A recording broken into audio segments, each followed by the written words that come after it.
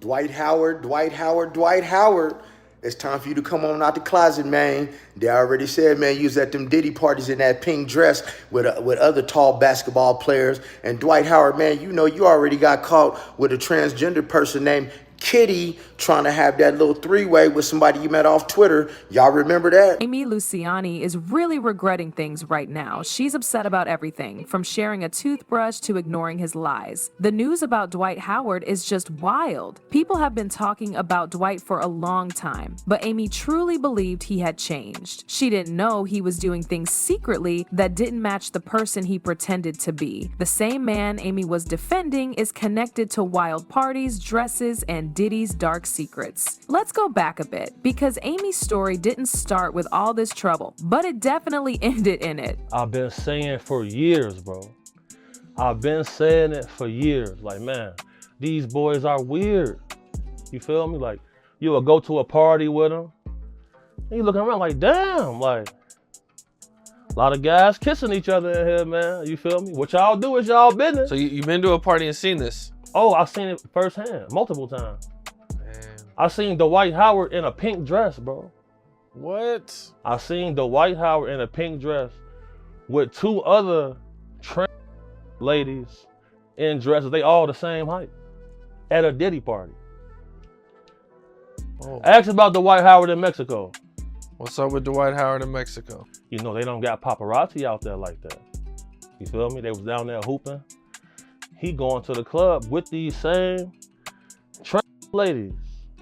Nobody saying nothing. That's why he's not in the league right now. So Amy Luciani and Dwight started off with a soft launch, you know, a couple of subtle pictures, a little comment here and there, but it didn't take long before they went full public. Next thing you know, Amy's calling him her blessing, posting deep captions about love and letting the world know she prayed for this man. She even said, "I prayed real deep on a Thursday, not knowing 2 days later God would send me a Bible-taught tattooed giant." Amy made it sound like Dwight was her answered prayer, like all the noise around him was just hate. And when people brought up his past, because folks always bring up Dwight's past, Amy clapped back hard. She went on Instagram Live defending him, saying everybody has a past and it shouldn't matter. She told folks they were blocking their blessings by focusing on someone's history. In her mind, Dwight was a good man, a great father, and someone worth defending. She even said people who talk about his past will never get blessed because they're stuck in the past. That's how locked in she was. And it wasn't just dating, they were engaged. Dwight was calling her his wife, and Amy made it clear that she saw forever with him. But just when Amy thought she had landed herself a real one, the skeletons came dancing out of Dwight's walk-in closet. When I told Dwight that I was pregnant, he did not return any of my phone calls, none of my messages, for 2 days. When he did respond after I spoke to his best friend, he said I was asleep. Meanwhile, he was playing a game in Milwaukee. He thought I was lying because I still had my belly ring in. This man offered me a massive amount of money to say that Braylon was not his, that they would pay for my house, they would pay off any debt that I had, that they would give me a certain amount of money a month if I said that it wasn't his. I said absolutely not. I was then harassed by his family because on my baby shower invitations it had his last name. Magic contacted me and wanted me to come and take the paternity test in their offices. Absolutely not. My attorney said hell no. Now, for those who don't know, Royce Reed is Dwight's ex and the mother of his child, and she's been dropping hints about his lifestyle for years. But recently, she said forget the NDA and went all in. She dropped a docuseries, and whew, the things she said. Royce talked about the chaos Dwight brought into her life. She said that dealing with him wasn't just stressful, it was traumatic. But more importantly, she said the stuff people are hearing now about Dwight, that's not new. She confirmed what a lot of people had already guessed: Dwight's always been fluid. According to her, he didn't just wake up one day and start switching lanes. He's been doing this. She described moments that made her question everything, from his party behavior to the people he surrounded himself with. She didn't say everything directly, but her tone, her wording, and the timing, clear enough. Royce even hinted at one moment that shocked people, a connection between Dwight and the overdose death of Pastor Zachary Tims. He claimed Dwight was with him the night before he passed, and then suddenly all of Dwight's tweets disappeared. It was suspicious and messy, and Royce wasn't shy about connecting the dots. And that's when the stories started coming out about those Diddy parties, what people now call freak-offs. A man who's been around that scene said he saw it firsthand. Dwight Howard at a Diddy party wearing a pink dress, standing right alongside two tall ladies in dresses. All three are the same height. And it wasn't just a wild night, it was a scene, people kissing, partying, and Dwight right in the middle of it. Then word got around that Amy had allegedly caught Dwight in a wig in a dress with another man. This wasn't rumor mill fluff, it came up in legal settings too. Dwight once told a judge that one of those women in the dresses was his girlfriend and was going to be his wife. It's like he was creating this alternative world that had nothing to do with what Amy thought they had. And this wasn't some isolated incident. Royce made it clear these parties weren't rare, and Dwight was a regular. The energy, the dress code, the mystery around what actually goes down, it all points to one thing. Dwight had a whole other side to him that Amy didn't know or didn't want to admit. Some fans even say Dwight's connection to Diddy runs deep. A person commented saying, at this point, Dwight wasn't just experimenting, he was living a whole double life. Diddy's parties are never innocent. Another one added, Amy really thought she was building a kingdom with this man, and he was out here in heels at Diddy's parties. These freak-off parties had a reputation, and Dwight showing up there in full costume just confirmed what many already believed. He wasn't hiding, he was just hoping Amy and the rest of us weren't paying attention. So while Amy was online preaching about loyalty and prayer, Dwight was out here living his double life in full color. So you're gonna get David?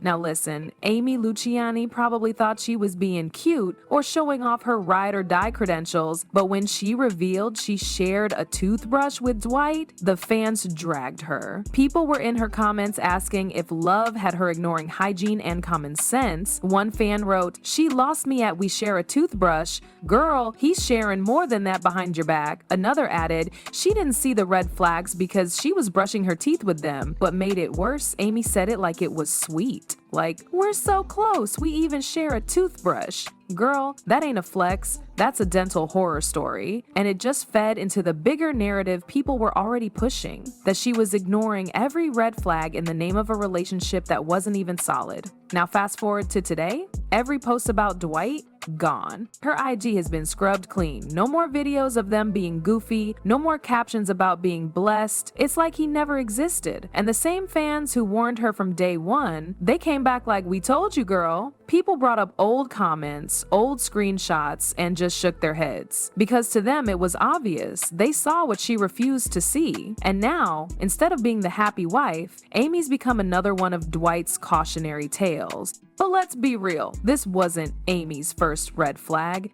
Matter of fact, the whole relationship was a red flag factory. Let's rewind to 2018. A man named Massine Eliar came forward claiming he and Dwight had a full-on relationship. Massine said Dwight was out here lying, manipulating, and trying to hide everything. When Massine threatened to expose him, Dwight allegedly tried to silence him through threats and intimidation. That same year, another man, Stefan Harper, filed a lawsuit. He said Dwight forced him into some wild situations and then emotionally manipulated him to stay quiet. Stefan described the entire experience as traumatizing. He didn't hold back. He said Dwight would flip on him, pressure him to attend parties, and keep everything hush-hush. And it didn't stop there. Over time, multiple men began to speak out. Some talked about trans parties. Others said Dwight lived a double life where he'd act one way in public and completely different behind closed doors. The stories were consistent: manipulation, secrecy, and a whole lot of cover-ups. So when people say Amy ignored the signs, this is what they mean. It wasn't one rumor, it was a pattern, years of stories from different people who didn't know each other, all saying the same thing. You went to Diddy's party. Huh? You went to Diddy's party. I never been to a Diddy party. Shit, I'm Kilbano. I will go. But like now some weird shit. Just like pull out like.